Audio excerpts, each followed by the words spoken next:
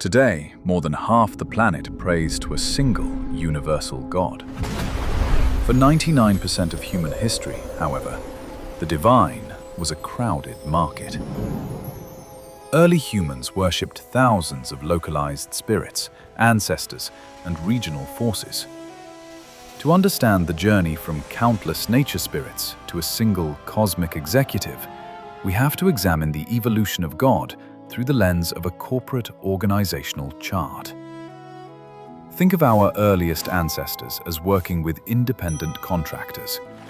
In places like Göbekli Tepe, 12,000 years ago, hunter-gatherers practiced animism. They engaged with specific animal spirits and ancestors to navigate daily survival, operating without a rigid hierarchy. When human beings stopped wandering and started building permanent fixtures, the old spiritual model required a massive operational scale-up. That massive scale-up occurred when the invention of agriculture finally gave birth to the very first mud-brick city-states in ancient Mesopotamia. To manage these complex societies, humans grouped their gods into pantheons. They divided cosmic labor like an executive board of directors. In the Sumerian structure, sky god Enlil acted as executive leader, while deities like Enki managed specific portfolios, overseeing water and human culture. This divine hierarchy mirrored human feudal structures. The gods were high-up masters with physical needs, and the human population functioned as the workforce, providing literal food and drink to their deities, all meticulously recorded in bureaucratic ledgers. These urban pantheons were essential civic administration. Humanity was mapping its own newly invented political hierarchies onto the cosmos.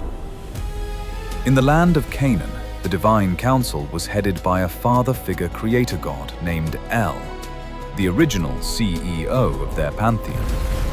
Further south, emerging from the desert wilderness, was a distinct regional deity named Yahweh, historically recognized as a storm and warrior deity. As the kingdoms of Israel and Judah grew, they executed a theological merger. Early Israelites combined Yahweh with El, granting Yahweh the supreme titles of the Canaanite high god.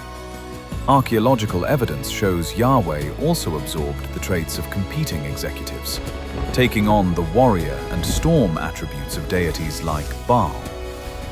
This era was defined by syncretism, a process of cultural acquisition where distinct local deities were merged into consolidated regional superpowers.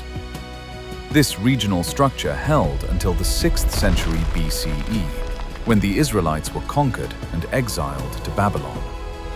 Facing cultural extinction, a faction of worshippers restructured their theology for survival. They began to argue that Yahweh alone should be worshipped. During this exile, they encountered the Persian religion of Zoroastrianism, which introduced the concept of one absolute, supreme creator. This forced a final consolidation into strict monotheism.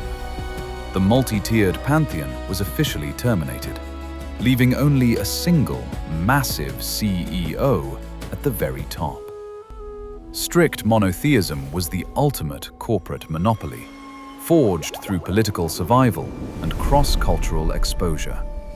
When this absolute monopoly spread to the Greek-speaking world, it encountered new logistical challenges. The singular, infinite God of Middle Eastern tradition had to be reconciled with Greek philosophical frameworks. Christian writers looked to Neoplatonic philosophers like Plotinus, who sought to define hypostasis, the fundamental underlying substance of all reality. Early theologians used this concept to define how an infinite God interacts with a finite world. They mapped the divine presence onto 3 distinct hypostases: Father, Son, and Holy Spirit. This philosophical restructuring formed the doctrine of the Trinity, defining 3 operational functions within one entity. The Trinity structure is a direct fusion of Middle Eastern monotheism and Greek philosophical architecture.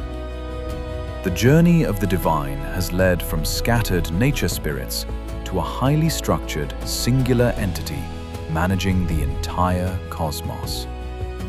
The evolution of God is a reflection of human history. As our civilizations scaled up, our God scaled up right alongside us.